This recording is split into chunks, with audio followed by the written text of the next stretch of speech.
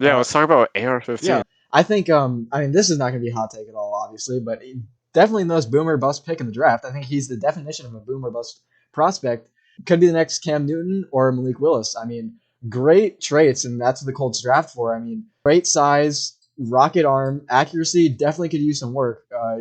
Looks like a combination of like a trash can and Malik Willis coming out of college. So definitely needs to work in the accuracy. I'm not concerned about the Colts' weapons or offensive line much, as they did, make steps to improve that with drafting, the developmental tackle late.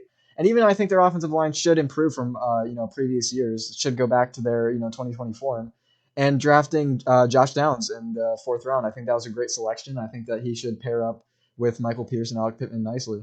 Yeah, I mean Anthony Richardson as a prospect. I mean he only has 1 year as a starter under his belt. He's extremely raw, but he has the physique that we have never seen at quarterback ever.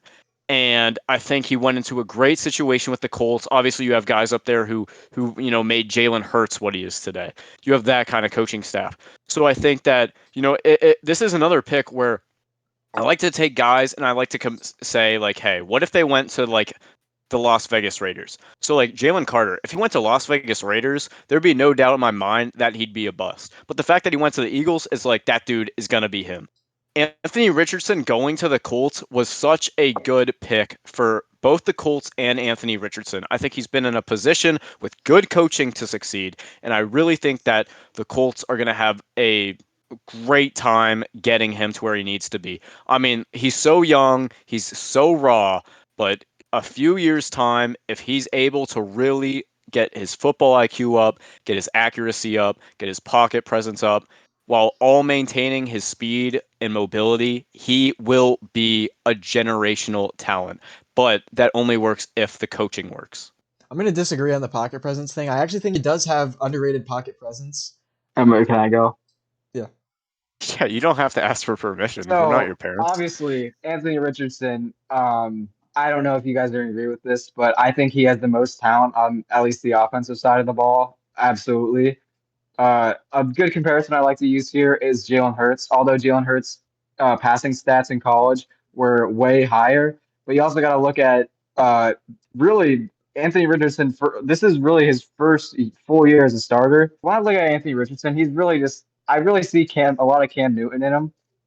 Like his arm is just insane. He's got a Josh Allen arm. He's literally like his rushing ability is just insane. Best like He's like Josh Allen with Lamar Jackson speed.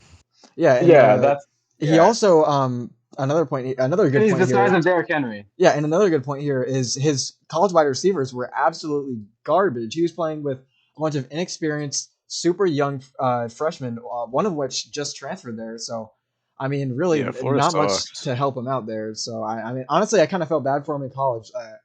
I mean, the tape. I mean, it's a little bit brutal at times, but really, you can't fault him. Like, you really can't. Yeah, I mean, I watched him play. I watched a lot of the games he played in.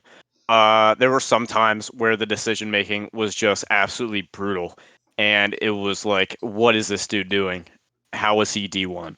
But that's the hiccups you're gonna have when you're so raw and you're at a coach, staffing level. That's why, like, going to the NFL, that's where, like, that's the best of the best. There's only 32 teams compared to the 158 college football Division 1 teams. Like that's where he's going to get the coaching. The fact that he got it from the Colts, I really think Anthony Richardson is primed to develop all those key traits he needs in order to be successful for the future. And I do think he can be a superstar if done correctly.